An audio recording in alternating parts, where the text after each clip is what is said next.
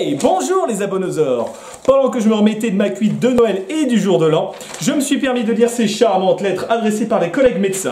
Et dans toutes ces lettres, une question revient à chaque fois. Comment parler à son infirmière de compagnie? Très bonne question. C'est donc pour ça que j'ai décidé de faire cette vidéo, afin de vous éclairer de mes lanternes et de vous répondre en 5 leçons. Allons-y. Tout d'abord, il y a deux choses à savoir sur les infirmiers et les infirmières. S'il s'agit d'un homme, c'est probablement qu'il a raté son concours de médecine et donc qu'il s'est rabattu sur une profession de la santé de seconde zone. Il s'agirait donc d'un raté, d'un loser, d'un frustré et probablement qu'il a deux petites noisettes. Probablement toutes petites.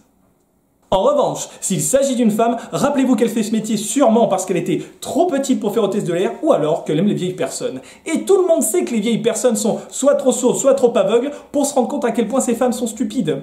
Il ne s'agit donc que de poules pondeuses qui rêvent de devenir vos amantes. Petits vénards. D'ailleurs, n'hésitez jamais à les draguer, à leur faire des blagues sexistes et à leur mettre une bonne main au cul, comme dans les années 80. Tous les médecins vous le diront.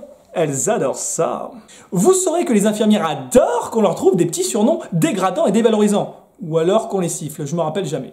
Dans tous les cas, se rappeler de leur prénom serait une perte de temps pour nous les médecins, et de toute façon, les infirmières trouveraient ça trop impersonnel. Et de toute manière, est-ce que vous donnez des surnoms à vos ustensiles de cuisine? Je ne crois pas, non? Rappelez-vous, lorsqu'il y a un conflit entre une infirmière et un patient, toujours croire le patient. Tout d'abord, parce que lui ne s'est pas contenté de faire 3 pauvres années d'études qu'on a le culot d'appeler une licence. Non, lui au moins aura regardé toutes les saisons de Grey's Anatomy et de Dr. House, motherfucker. De ce fait, au moins il sait de quoi il parle. De plus, le patient aura toujours eu la bonne idée de regarder ses symptômes sur Doctissimo. C'est d'ailleurs pour ça qu'il croit toujours avoir le cancer. Contrairement à l'infirmière qui, elle, fait semblant de savoir. Sachez que durant leurs 3 années d'études, les infirmières n'apprennent que 5 choses. La première, torcher les culs. La deuxième, faire des prises de sang. La troisième, essayer plus ou moins de poser les cathéters. La quatrième, faire des sondages urinaires. Et la cinquième et la plus importante, obéir aux médecins. D'ailleurs, cette unité d'enseignement représente au moins 50% de leur apprentissage. Comment je le sais? J'aimerais vous dire que j'ai appris ça à la faculté de médecine, mais c'est mon papa ministre qui m'a acheté mon diplôme. Quoi qu'il en soit, n'oubliez surtout pas de donner des ordres à votre infirmière de compagnie, sans quoi elle risquerait de dépérir et de faner comme une pauvre fleur. Enfin, dans son cas, il s'agirait d'une fleur plutôt moche. Comme évoqué dans la leçon précédente, n'oubliez pas de déléguer à votre infirmière de compagnie. Évidemment, ne lui déléguez pas les soins intéressants et sympas, elle ne saurait pas quoi en faire de toute façon. En revanche, vous pouvez lui déléguer les soins crades et pourris. Alors là, elles adorent, va savoir pourquoi. Mais après tout, quand une poubelle ouvre la bouche, c'est bien pour qu'on lui balance des détritus?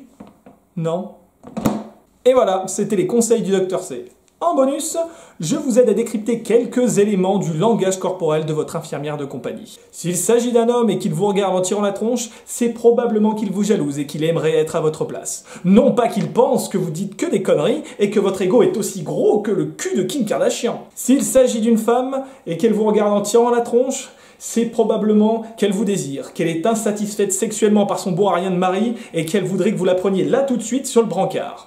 Après tout, avec toutes ces années passées à picoler et à coucher avec vos collègues de promotion, vous devez être sûrement devenu super fort pour baiser les gens, n'est-ce pas? Au fait, mon petit Loïc. Oui, docteur? Vous penserez à sortir mon chat? Quoi? Il a besoin de chier un bon coup. Mais voyons, docteur, ce n'est pas mon travail. Vous n'avez qu'à vous dire que c'est un cadeau que je vous fais.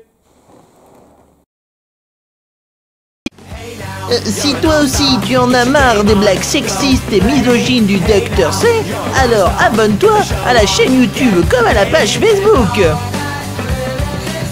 Oh, docteur, votre chat m'a encore chié sur les pompes. Sale bête!